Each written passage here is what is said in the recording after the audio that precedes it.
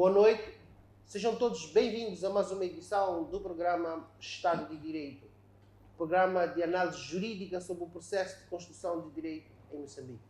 E hoje, exatamente na senda do processo de construção de direito em Moçambique, temos como convidada para a análise da temática de hoje a doutora Célia Buque, é jurista, é igualmente docente das cadeiras de Direito de Família e de Sucessões, e juntos iremos analisar as atribuições e competências do Centro de Coordenação dos Assuntos de Gênero, vulgo denominado SECAS.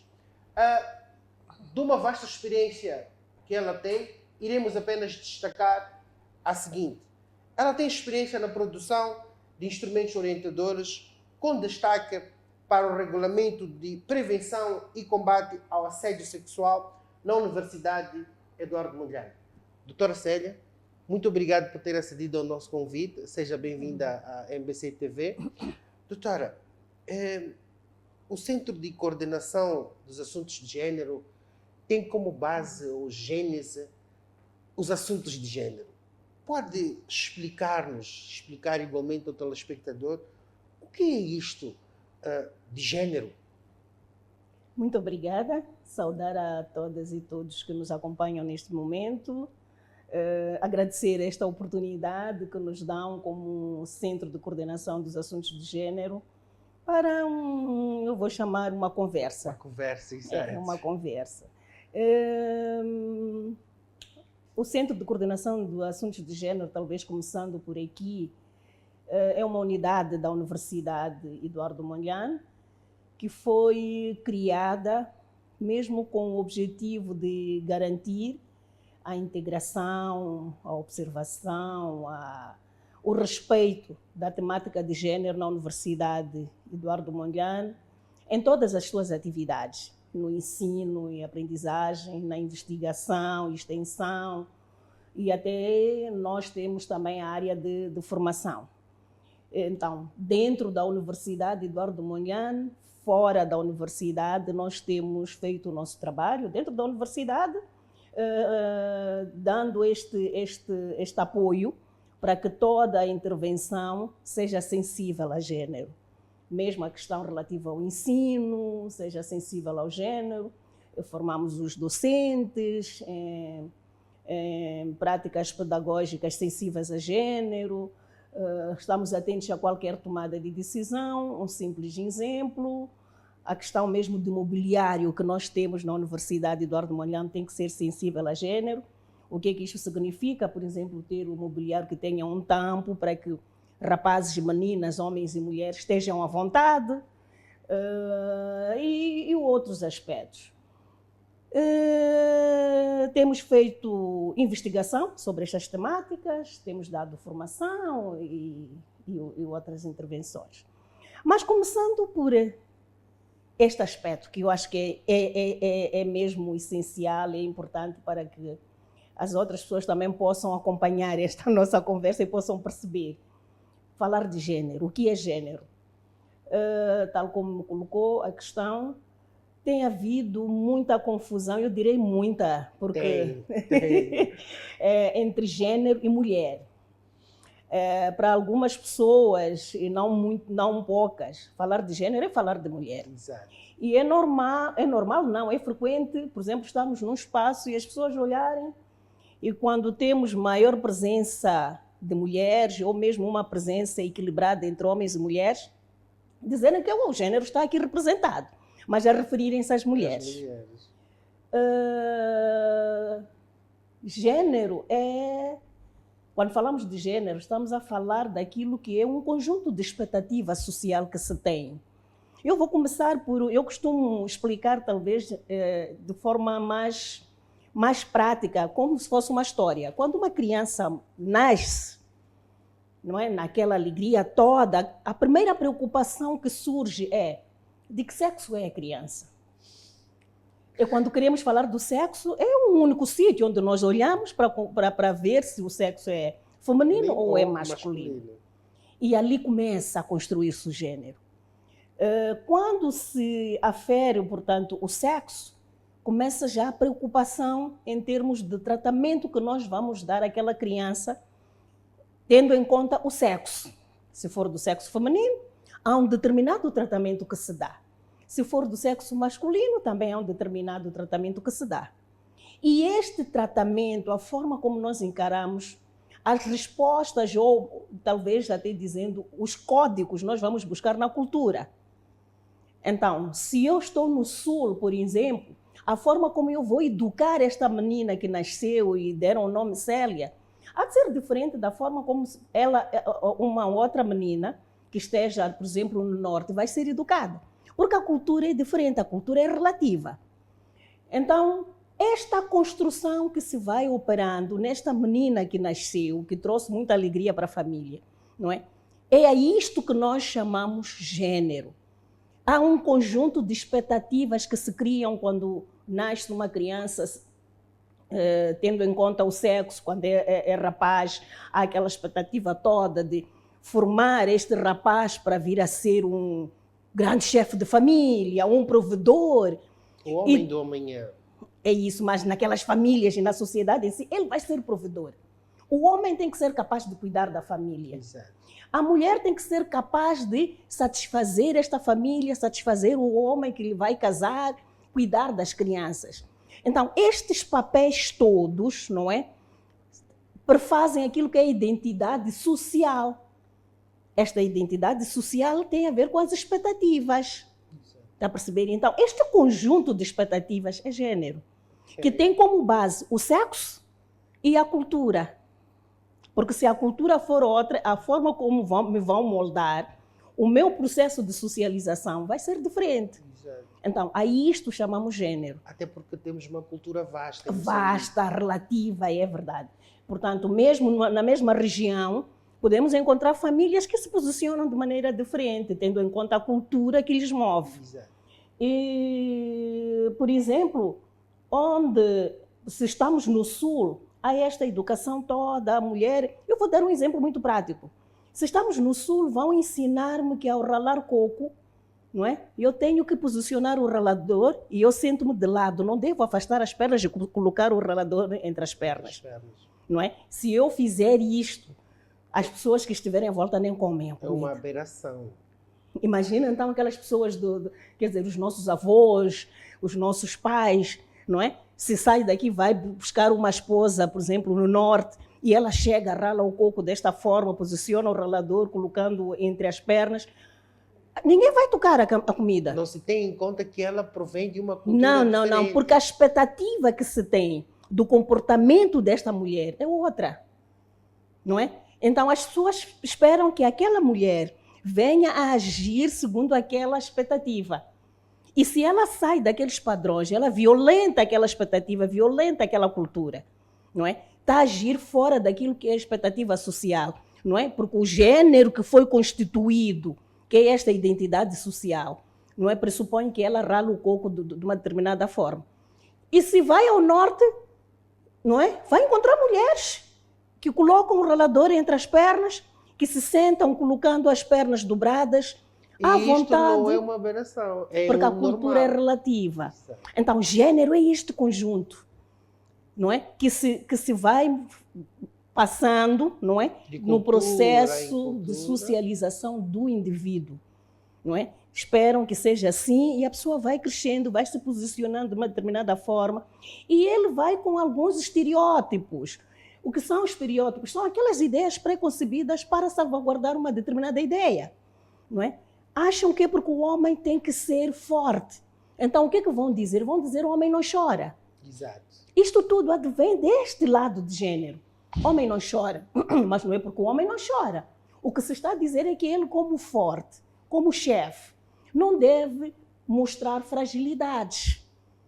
Está a perceber? Então, ele vai sempre posicionar-se neste sentido de agir de forma forte, não mostrar sentimentos, porque ele é homem, porque esta coisa de mostrar sentimentos é de mulher, que é fraca, é sensível, não é? Então, é este emaranhado todo que nós encontramos. Para a definição do gênero. Sim, para perceberem melhor, falei aqui da própria definição, falei dos estereótipos que asseguram esta identidade social. Claro que há um desafio, porque tendo a ver com a identidade social, encontramos situações em que aquele conjunto de expectativas que as pessoas têm relativamente a esta menina que nasceu, não vão de encontro à forma como aquela menina se identifica socialmente. Não é? Quando começamos a falar das pessoas transgênero, onde encontramos também as pessoas, ou melhor, a comunidade LGBTQ+, não é? Que são pessoas que, mesmo tendo nascido com um determinado sexo, elas não se identificam, não é? E aqui, por vezes, surge, não é, questões de homofobia, porque as pessoas depois não... Tem pouco conhecimento sobre essa Tem pouco matéria. conhecimento e depois, quer dizer, vão sendo um pouco, como é que eu diria, não vão aceitar uma outra situação. Não é? Hoje em dia, menos do que ontem, começamos a ter uma determinada abertura para encararmos estas situações, mas ainda temos muito caminho por percorrer. E isto tudo está enquadrado na componente gênero. Sim, sim. Portanto, um grande trabalho que o centro tem neste processo de formação. Doutora, numa breve análise do regulamento que rege o SECAS, ficou patente que tem como competência, aliás, antes de analisarmos essa temática, eu gostaria que explicasse igualmente ao telespectador o que é o SECAS e o que é que o SECAS faz. É a tal questão das atribuições e competências. Sim, competências. Tal como disse inicialmente, o Centro de Coordenação dos Assuntos de Gênero, que tem esta abreviatura, portanto, SECAS, é uma unidade da Universidade Eduardo Mondlane, que foi criada, não é, pelo Conselho Universitário em 2008, com esta missão de velar pela integração de gênero na Universidade Eduardo Mondlane e na sociedade no geral. Na Universidade Eduardo Mondlane, tendo em conta as áreas de intervenção, que é o ensino e aprendizagem, que é a investigação, ensino e aprendizagem, não é? E a extensão, ensino, aprendizagem, extensão e ainda temos a questão da inovação. Nós temos feito um trabalho em cada uma destas áreas. Temos feito investigação, temos coordenado a investigação, porque ele é um centro de coordenação. Além de fazer a investigação dentro do centro, também coordenamos envolvendo investigadores de outras unidades, de outras faculdades, não é? Mas sobre temáticas de gênero. Como uma forma de garantir que esta investigação seja sensível a gênero, damos formação sobre como integrar gênero na investigação, por exemplo. Na área do ensino também damos formação sobre as práticas pedagógicas sensíveis ao gênero. Um professor, como é que se deve posicionar, tendo em conta que ele lida com rapazes, meninas, homens e mulheres. E a nossa educação é diferente, a nossa sensibilidade é diferente. A mulher, por exemplo, por vezes nós recebemos meninas que vêm de zonas onde dizem que depois de um homem falar, a menina não deve falar, não é? A palavra do homem fecha qualquer debate, porque ele é chefe. Então, é importante que o professor na sala tenha esta dimensão, porque ela, depois do colega rapaz falar, ela não vai falar. Mas temos ainda isso? Temos ainda, sim, temos isso. Temos isso. E ela não vai falar. Nós recebemos meninas que vêm de zonas que, por exemplo, o carro talvez passe uma vez por semana ou de 15 em 15 dias. Distritos longínquos. E ela sai da sua zona, da sua região, para vir à Universidade Eduardo Mondlane. O choque quando ela sai desta região para uma capital. Diferente. É verdade. Onde vê uma menina falar depois de um homem. Sim, então, ela chega, é um choque para ela. Só a forma como as pessoas se posicionam na estrada, como andam, não é? Tanto carro, semáforos, para ela é um choque. E quando vai à sala de aulas, ela está a viver este momento de transição. Não tem um processo de adaptação. Não tem um processo de adaptação. O uso das casas de banho, ela vem de uma zona que talvez... não tem casa de banho. Então, é esta preparação toda que nós temos que ter. E, acima de tudo, passa por uma sensibilidade. Se eu não estou sensível à situação desta menina, dificilmente eu vou perceber e vou ajudar. Exato. Então, é trabalho do centro criar condições para que haja esta sensibilidade. Não é? Mostrar ao professor que ele pode orientar, não é mesmo, debates com a participação desta menina, não é? estando atento a estas situações todas. Porque a menina, por vezes, quer falar, mas ela vem de uma zona que você não colhe, não pode. Um exemplo muito prático, mesmo aqui nas cidades. Acho que vai concordar comigo. Nós, quando vamos a um evento, mesmo quando é uma cerimônia fúnebre ou um outro evento que junta pessoas, o frequente de se verificar é que as mulheres chegam, mesmo que sejam as primeiras, ocupam as cadeiras de trás. Não sei se nunca reparou nisso. Ocupam normalmente. Nunca, é muito raro encontrar mulheres a ocuparem as primeiras filas, as primeiras cadeiras, não é? Tem esta ideia de que os outros virão sentar ali. E quando estão nestas cerimônias familiares ou sociais, quando a mulher chega e posiciona-se à frente e está... Para as outras, não é? As nossas avós, isto é um choque, porque é como se ela quisesse ocupar o lugar do homem. Então, nós encontramos estas situações todas. A nossa tendência é chegou, procurou onde estão as outras mulheres e eu vou ficar ali. Não é? Não devo ficar no sítio onde já se pressupõe que seja o lugar do homem. Isto aprendemos durante o processo de socialização. Então, na UEM, nós temos também que ter este cuidado na sala de aulas para evitar que a menina fique à margem do processo de ensino e aprendizagem. E os docentes têm tido este cuidado de apoiar neste processo de adaptação? Sim, ainda é um processo, mas estamos a ter resultados, pelo menos, animadores sobre isto. Está-se a trabalhar. Mesmo a questão do, por exemplo, nós já resolvemos já não temos o problema de termos um mobiliário que não crie a mesma comodidade para rapazes e meninas. Porque o que acontecia antes é que tínhamos as carteiras e elas estavam desprovidas de um tampo à frente. E a menina chega, dependendo da roupa que ela traz.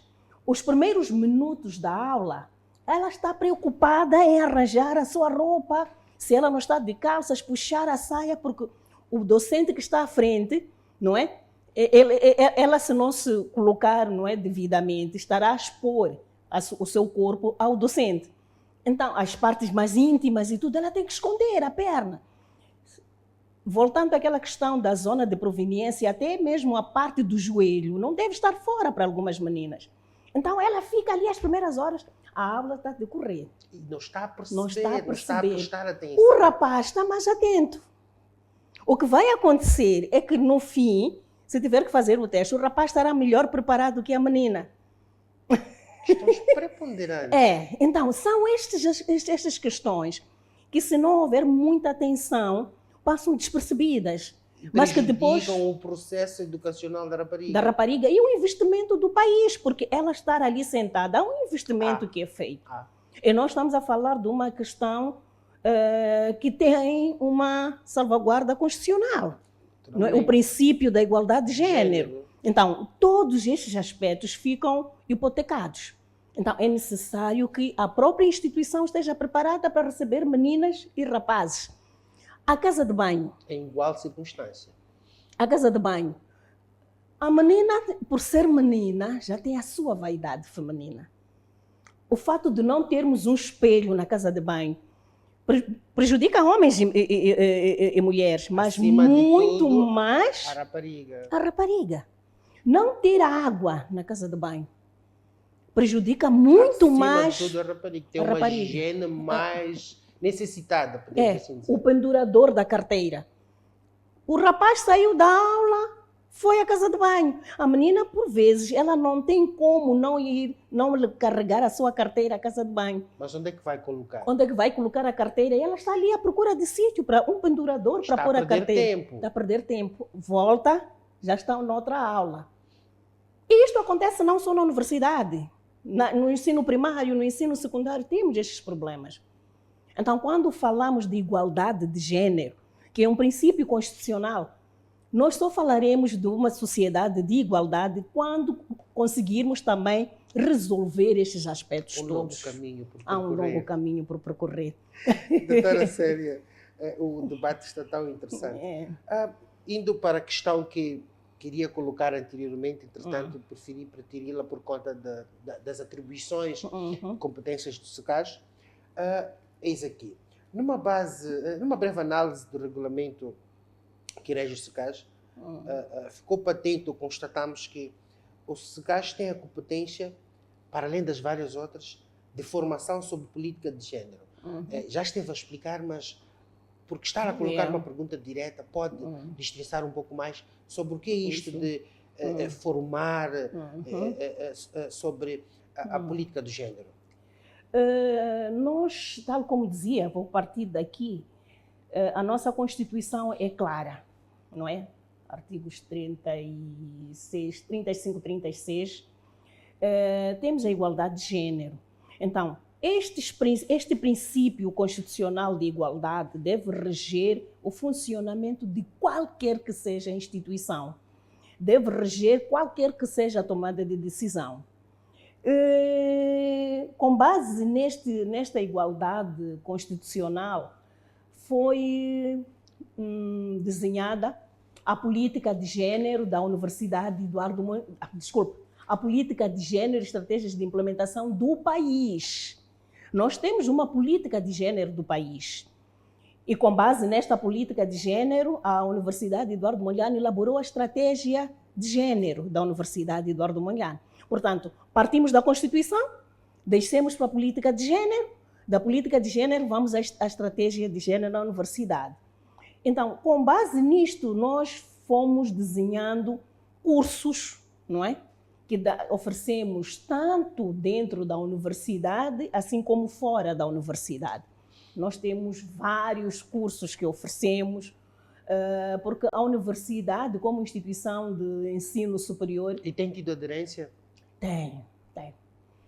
Porque a universidade tem este papel, não só para as atividades internas, mas também deve disponibilizar o conhecimento que tem para a sociedade no geral. E nós, como centro, disponibilizamos este conhecimento. Temos trabalho feito com várias instituições, isto é, até a localidade. Vamos até lá. Ministérios, municípios, parlamento, distritos, localidades, ainda bem pouco estivemos na cidade de Chocó, não é? E trabalhamos com pessoas de lá, e não foi a primeira vez. E temos, tal como o Chocó, temos feito vários trabalhos, já trabalhamos com meninas, por exemplo, até da ilha de Moçambique, não é um exemplo. Então, temos feito este trabalho, não é, de oferecer este conhecimento em temáticas de género. Por exemplo, temos um curso que é a liderança transformativa de género. Por vezes, quando eu dizia que toda aquela ação que nós desenvolvemos tem que trazer esta sensibilidade para género. Então, neste curso sobre liderança transformativa de género, o que nós fazemos é mostrar que no exercício de liderança também temos que ser sensíveis ao género. Como é que eu exerço a minha liderança? Porque ela recai sobre homens e mulheres. Doutora Célia, eu vou pedir para que segure o fio de pensamento, porque percebi que é uma temática que vai levar alguns instantes. Sim. Caro telespectador, vamos agora observar o nosso primeiro intervalo. Voltamos dentro de instantes.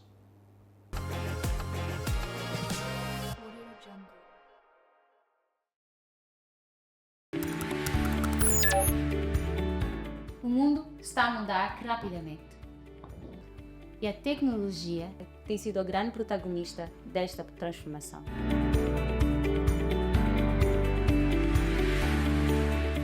No programa Transformação Digital, irei conduzir conversas envolventes sobre inovação, novas tendências, inteligência artificial, empreendedorismo digital e muito mais. Este programa é o seu guia para entender como a revolução digital impacta negócios, carreiras e o nosso dia-a-dia no setor de tecnologias, mídia e telecomunicações.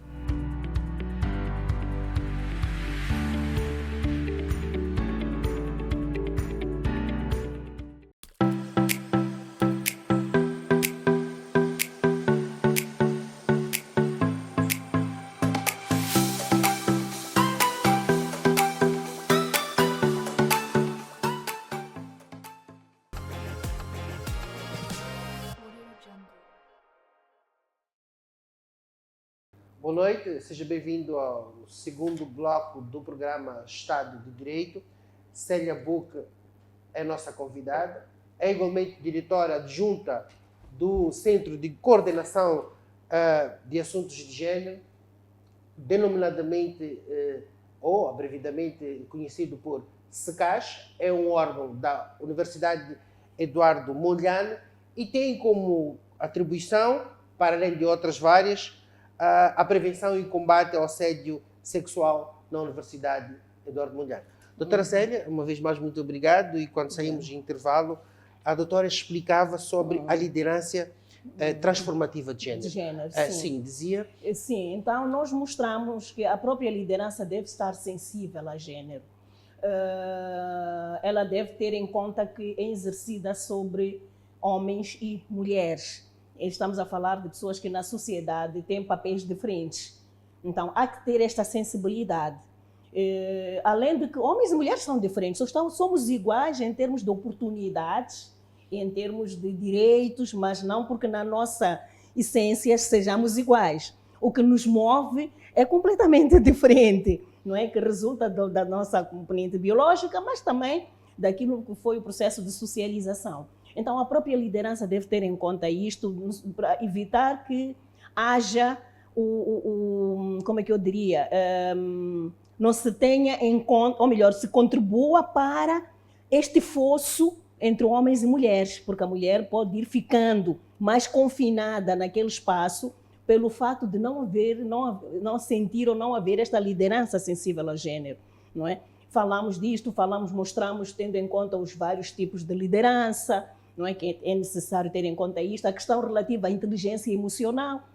Como é que eu vou gerir as minhas emoções, não é? Como é que eu vou gerir as minhas como líder e como é que vão ser geridas as emoções dos meus liderados, não é? Porque eu tenho esta dupla responsabilidade.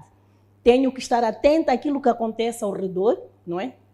Para cada liderado, tenho que conhecer cada pessoa e tenho que colocar as pessoas dependendo daquilo que é a sua inclinação. Para não correr também um risco de uma mulher, por exemplo, mal colocada, ou um homem mal colocado, pensar-se que é porque não serve para aquela instituição. Todos nós temos uma mais-valia. O segredo é até que ponto é que eu estou no local certo. E eu posso não ser capaz de dar resposta num determinado local, mas ser capaz de ser excelente num outro local. Não estou a olhar, por exemplo, para departamentos, áreas de intervenção de uma instituição. Então, estes aspectos todos têm muito a ver com a própria liderança. As questões relativas, por exemplo, ao poder formal, poder informal, onde nós encontramos a mulher, por vezes, mais inserida no exercício do poder informal. Nós, quando vamos às comunidades, deparamos sempre com situações em que, para fazer uma atividade, por vezes dizem, tem que se falar com a mamã Joana. Ela é que sabe, se ocorre um óbito, é a mamã Joana que vai gerir aquele óbito. Isto o que revela? Que aquela mamã Joana é líder naquela comunidade. Mas ela não foi empossada. É uma liderança nata. Mas este poder que ela exerce é informal. Pelo reconhecimento, a sua forma como ela lida com as pessoas. Então, nós temos que também ter atenção a estes aspectos. Como é que esta mulher exerce este poder? Como é que aquele homem exerce este poder? Também temos, por exemplo, a questão relativa à violência baseada ao gênero. Temos também capacitado nestas temáticas onde entra a questão relativa ao assédio. É um assunto bastante pertinente na nossa sociedade. Na UEM, nós estamos temos tido muito trabalho à volta disso. Qual é o mecanismo de prevenção, já agora, para este assunto? Que o SECAS adota por forma a colmatar, a diminuir, quiçá erradicar este mal social? Refere-se dentro da UEM ou na sociedade no geral? Bom, tendo em atenção à questão previamente feita sobre as formações, Sim. o SECAS tem um papel preponderante no combate, efetivamente, a este mal social. Sim. Para além das formações, existe mais um mecanismo adotado pelo SECAS por forma a colmatar este mal? Eu, quando falo de formações, envolvo várias intervenções, palestras, produção de material de divulgação, portanto, tudo aquilo que, tem como fim último, não é, passar a informação, seja através da música, seja tudo aquilo que tem como o fim último passar a informação. E nós damos estas capacitações dentro da UEM e fora. Dentro da UEM, porque nós temos um instrumento claro, que também resultou graças a este centro, não é? E... Por acaso também tomei conhecimento que participou dessa elaboração. Sim, participei. Primeiro tivemos a estratégia de género, que também participei na elaboração da estratégia de género da Universidade Eduardo Mondlane, e ele instava a elaboração, não é, a universidade a elaborar, insta a universidade, não é, a elaborar o regulamento e a divulgá-lo. E temos o regulamento, não é, que eu posso deixar aqui, a coisa assim. Então temos este regulamento de prevenção e combate ao assédio sexual desde 2022, que é um instrumento que nos orienta para o atendimento e sancionamento desta prática. Portanto, quando há denúncias, nós temos este mecanismo de atendimento a estas denúncias, e a unidade que tem responsabilidade para atender as denúncias na Universidade Eduardo Mondlane é o centro onde eu estou, que é o Centro de Coordenação dos Assuntos de Gênero, ou SECAS. Ele é que tem esta atribuição, esta competência, queria dizer, de atender denúncias de casos de assédio, como forma de evitar que haja, não é, por vezes, primeiro, tratamento diferenciado. Um certo protecionismo, poderíamos dizer. Certo protecionismo também, mas por vezes até mesmo que não seja só o protecionismo, só o fato de a pessoa não estar devidamente orientada, pode atender de forma diferenciada. Não é? E pode achar, e também depende da sensibilidade da pessoa que vai atender. Podemos, sem este regulamento, até corríamos o risco de encontrar para situações similares, não é?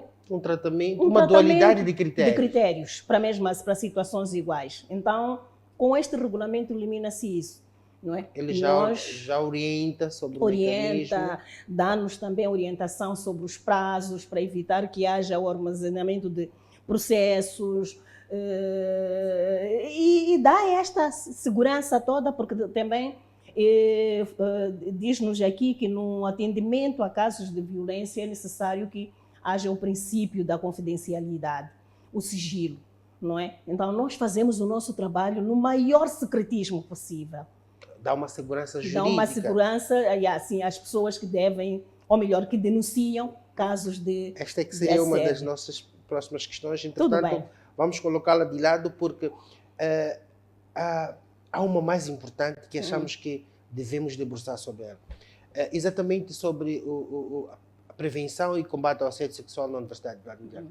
Doutora Célia, tivemos recentemente, não temos como desassociar isto, tivemos recentemente um comunicado por parte da Universidade de Rovuma, onde citava alguns docentes e até suspendeu-os. Esta que foi a informação que veiculou pelas redes sociais. Até um dos administradores da universidade apareceu a explicar que sim, haviam sido suspensos por alegadamente terem cometido atos de corrupção e igualmente de assédio sexual a raparigas. Doutora, acha esta medida de divulgação dos nomes dos supostos docentes por parte da Rovuma uma medida eficaz no combate ao assédio, e igualmente esta medida poderá dissuadir este mal social e quiçá acadêmico? Bom, sou da UEM, não sou da Rovuma, mas não sei o que motivou, não é, a denúncia, porque depois houve parece que aquele documento não foi feito mesmo com o propósito de haver divulgação, mas sim houve como é que eu diria, desviou-se o destino, uma fuga de informação, desviou-se o destino do documento e veio ao público. Então eu não falaria muito de publicação de nomes, porque não foi com esta intenção. Agora, se a denúncia iria ajudar, não sei, porque teria que ter dados que mostrassem isto, talvez também pelo fato de vir de uma instituição de ensino, nós temos que trabalhar com isso. Estou habituada a que tudo nós temos que ter dados que nos mostrem. Exato. Porque nós estamos a falar de algo, quando falamos de assédio, estamos a falar de algo que, por vezes, resulta daquilo que foi o processo de socialização. Por vezes, digo por vezes, porque outras situações talvez nem seja tanto assim. Há aquelas situações em que o próprio assediador vem de uma sociedade em que ele foi ensinado que a mulher é um objeto de satisfação, sexual do homem, não é? E ele cresceu com esta, portanto, desmerecendo tudo aquilo que seja qualidade que a mulher tenha, a potencialidade que ela apresente, que ela tenha. Ele olha para aquela mulher apenas como um objeto de satisfação, não é? Ele cresceu a ver, por exemplo, a irmã acompanhou situações em que a irmã foi violada e a família resolveu com um simples pagamento em valores. E a mensagem que fica para este menino é que se ele se envolve com esta mulher, desde que ele tenha dinheiro para pagar, ele pode fazê-lo, queira ela ou não. Mas, doutora, Sim. Não seria grave, não é grave ter esta forma de pensamento vindo de um docente, pessoa que assume-se que está informada bastante para lecionar os outros? Olha, nós quando falamos de gênero, desculpe que diga desta forma, estamos a falar de algo que exige que seja feito um trabalho aturado a todos os níveis. A todos os níveis. Não estou a excluir nenhum. Todos os níveis. Por quê? Porque estamos a falar de um processo, de algo que exige um processo de construção de novas mentes, ou então, posso dizer de outra forma, desconstrução de mentes. Eu tenho que desconstruir as ideias que trago. Eu tenho que construir novas mentes. Ideias. E isto tudo é um processo. Então, mesmo que ele esteja informado, atinge um nível de conflito entre aquilo que ele foi bebendo no processo de socialização e aquilo que ele vai aprendendo, não é, na nova fase da sua vida. A academia. Então, há momentos em que ele cai, há momentos em que ele, não é? Ele faz parte de um processo normal. Nós próprias que falamos destas temáticas, não é porque também nós estamos em processo de mudança constante, não é? Porque isto não termina. A sociedade vai mudando e vai exigindo de nós uma nova forma de ser e estar. Então, é sempre um desafio. Por isso que digo que não sei se divulgar os nomes só resolve o assunto, porque nós temos que olhar para as mentes. E é este trabalho que nós vamos fazendo. Portanto, não digo que façamos este trabalho em momentos diferenciados, enquanto formamos, enquanto capacitamos os docentes, mas também sancionamos os prevaricadores, não é? Também divulgamos os mecanismos de denúncia para que quem se sinta vítima, não é, de uma prática destas possa denunciar. Vamos fazendo tudo em simultâneo, não é? Vamos produzindo material de divulgação, vamos formando também fora da universidade, porque estas pessoas que vêm aqui à universidade saem de famílias. Então, fazer um trabalho só dentro da universidade, nós estaremos a resolver o assunto. Temos que, por vezes, ir às famílias, quando vamos às comunidades. Incutir este pensamento, Sim, essa forma a de educação, não é? As questões, a importância do diálogo nas famílias, não é? Os efeitos da violência dentro das famílias, que, por vezes, deturpam as mentes destas crianças e elas, não é, vão crescendo e depois tornam-se estas pessoas que nos dão não chamaria trabalho, mas esta preocupação, provocam em nós esta preocupação dadas as suas práticas. Então, é importante que nós trabalhemos também com as famílias. É importante que nós trabalhemos com as lideranças comunitárias, porque, por vezes, estas situações ocorrem nas comunidades, não é? Sob o olhar destas lideranças comunitárias, mas que também já trazem esta informação de que o homem, ele manda, ele tem todo o poder sobre esta mulher, não é? Esta mulher deve obedecer. É o mesmo que acontece quando falamos das uniões prematuras, que está no âmbito da violência baseada no gênero. Por que a mulher, a menina, é empurrada para estas uniões? É empurrada para estas uniões porque há esta ideia de que ela deve servir aquele homem, não é? E o homem deve ser educado e formado para servir a família, como provedor. Então, a partir daqui, já temos uma divisão. Ele é provedor ele merece esta educação, mesmo naquelas famílias em que, o mesmo acontece naquelas famílias em que, desprovidas de recursos econômicos, não é? Se tem que apostar na educação entre uma menina e um rapaz, vai apostar na educação do rapaz. Ainda que a menina seja mais Ainda que seja mais qualificada e mais inteligente que o rapaz. Como se não bastasse também as condições de preparação e de estudo desta menina. Nós, na Universidade Eduardo Mondlane, também, como resultado do nosso trabalho, conseguimos, por exemplo, introduzir cotas sensíveis a gênero. Já tínhamos as cotas regionais de admissão. Então, dentro destas cotas regionais de admissão, transformamos estas cotas em cotas sensíveis ao gênero. O que é que significa? É que se nós temos 5% desta cota regional, 2,5% é para a admissão regionalmente de meninas. Por quê? Porque esta menina não tem as mesmas condições de preparação que tem o rapaz. Enquanto o rapaz acorda, quando muito pode até ir à pastagem e volta, quando muito, esta menina tem que prover, não é? Todas as condições dentro de casa. É a questão da água, é a comida, não é? É a limpeza, a família deve estar em condições de higiene. E quem tem esta responsabilidade é a menina, que deve ajudar a mãe. E se não tiver a mãe, fica ainda mais sobrecarregada. Por quê? Porque ela é mulher. E o rapaz? Ou vai estar a brincar com os meninos, até pode depois ter mais tempo para se preparar para os exames de admissão. Quando termina ali o trabalho doméstico desta menina e ela senta-se para se preparar para os exames de admissão, a parte física reage. Já está cansada. Ela está cansada. Então, doutora Célia, temos doutora Célia, não poderia deixar de fazer essa questão. Temos assédio na Universidade Eduardo Mondlane de Moçambique? Temos sim, nós já tivemos situações de expulsão, já tivemos situações de como é que se diz, advertência, já tivemos a aplicação de várias sanções.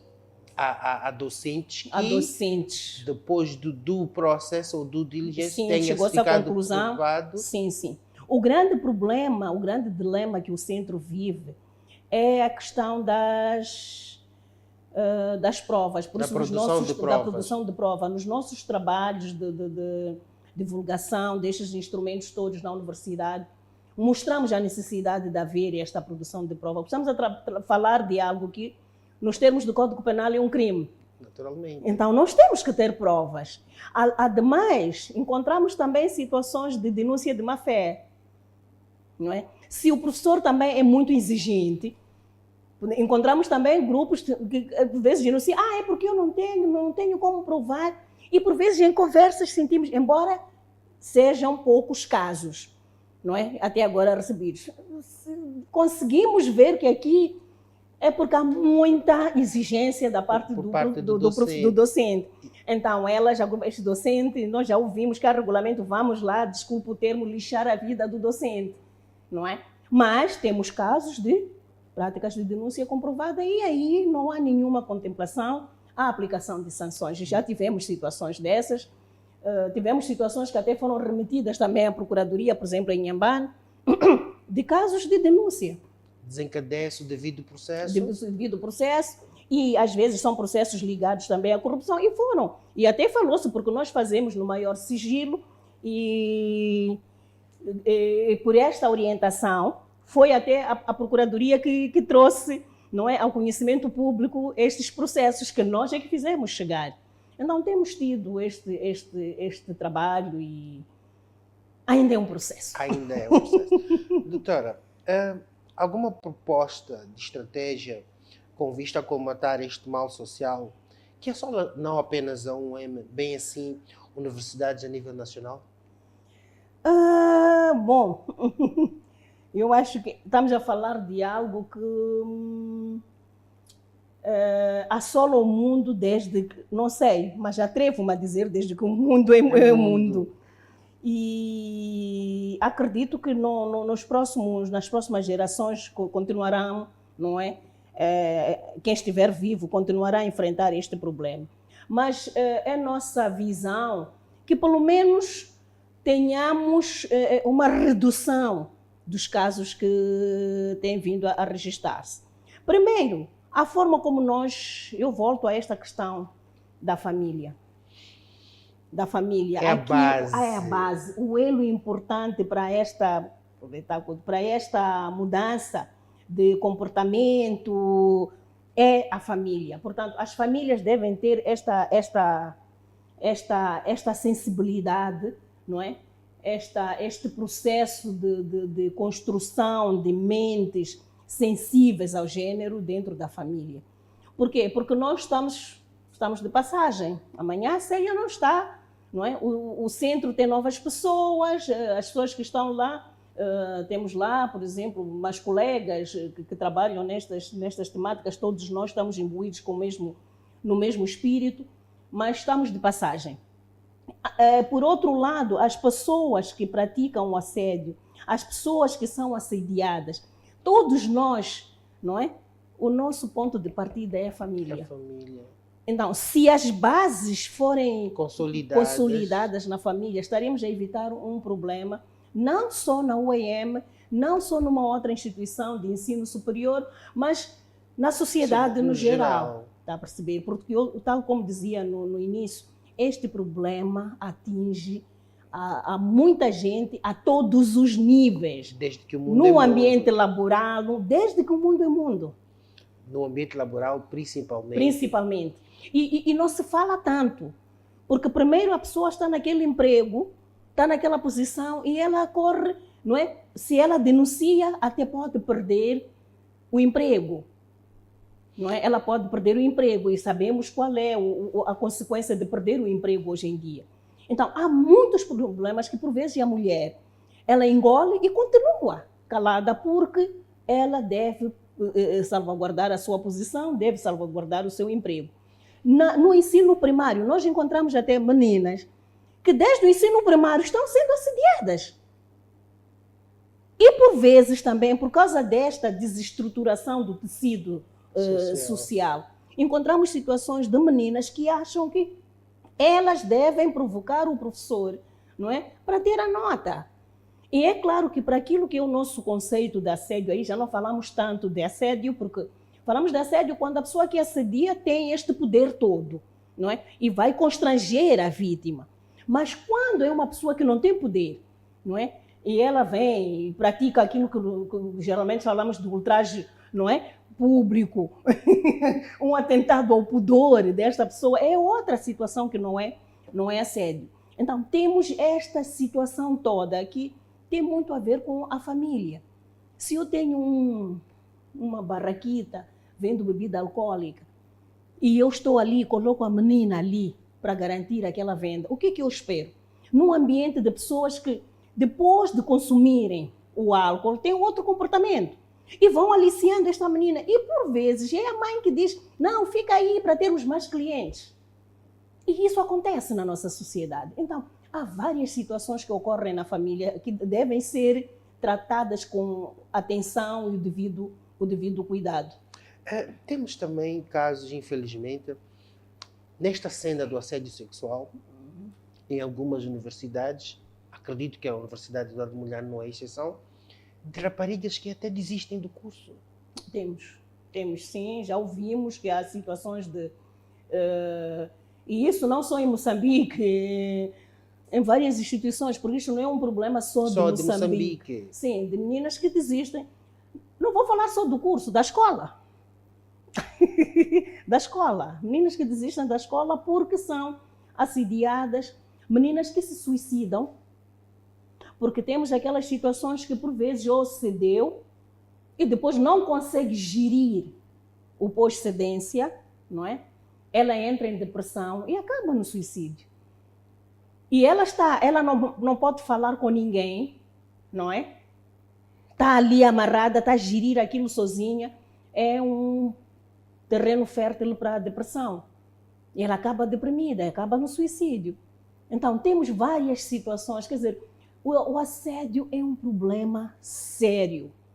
É um problema sério que eu até atrevo-me a dizer que, se ele não for combatido, ele até, quer dizer, continuará a interferir no desenvolvimento econômico do país. Porque está a ver esta menina que vende lá, houve investimento, chega ali. Quanto é que o Estado perdeu?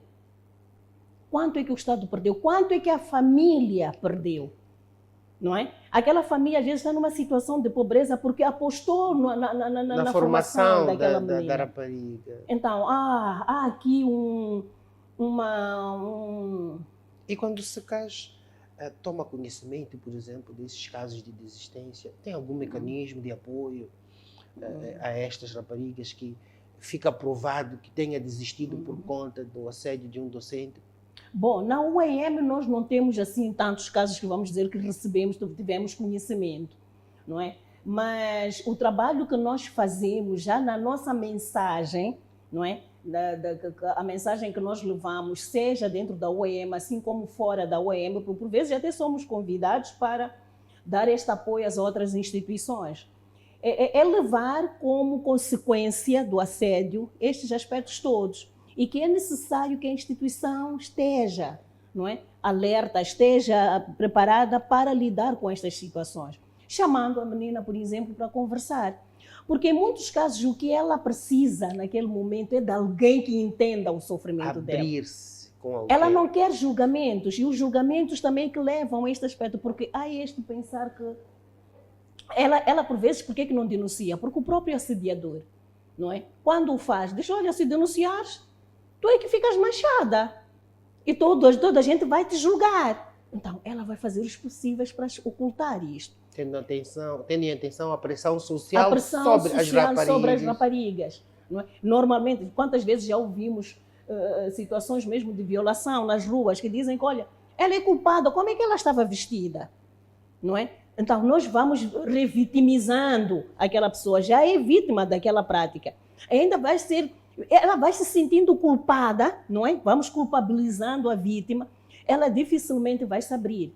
É importante que nós nos apresentemos a esta pessoa assediada como aquela pessoa amiga, que percebe, acima de tudo, ela tem que entender que, olha, aquele problema não é só com ela. Já várias pessoas sofrem do mesmo, mas tiveram este apoio. Então, quando ela se apercebe que há alguém que sente o que ela está, que está sensível àquela situação, ela abre-se. Doutora Célia, é uma conversa muito rica, muito interessante para a sociedade no geral, sociedade esta moçambicana. Conforme dissemos no início, este programa é exatamente de processo de construção de direito, e esta temática faz parte deste processo de construção. Doutora Célia, em linhas gerais, vou dar 1 minuto para considerações finais, não é? Já estamos na parte final do nosso programa. Muito obrigada. Bom, iria apenas deixar como mensagem, nesta parte final, que todos nós tenhamos em mente que a vida de uma menina, por vezes, implica, não é, o bem-estar de uma sociedade. Se eu estou sensível àquilo que é a preocupação daquela menina, eu estou sensível e faço de tudo para proteger aquela menina, dada a sua sensibilidade, eu estou a garantir um desenvolvimento do meu país. Porque é esta menina que dá a sua mão, que vai contribuir também para o desenvolvimento desta terra que se chama Moçambique. Então vamos todos lutar para uma sociedade em que não haja violência, não haja assédio, não é? Em que homens e mulheres, não é, se protejam acima de tudo. Muito obrigado, doutora Célia. Um obrigado igualmente vai ao nosso telespectador por ter acompanhado o nosso programa. Dizer que pode acompanhar o programa no canal 352 da TV Cabo, bem assim no canal 18 da TNT. Tivemos hoje como convidada a doutora Célia Buc, diretora adjunta nacional do Centro de Coordenação dos Assuntos de Gênero. Caro telespectador, assim, o nosso muito obrigado. Até a próxima semana.